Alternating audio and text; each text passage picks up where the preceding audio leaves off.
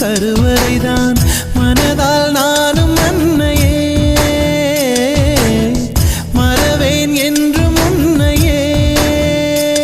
நான் பாலை வனத்தில் விதை போல் நீ பருவம் தந்த மழை போல் என் காதல் செடியில் பூவும் பூத்ததே உன் விழி திறந்திருந்தால் விடியலி தேவையில்லை உன்னை நான் துறந்திருந்தால் உயிரது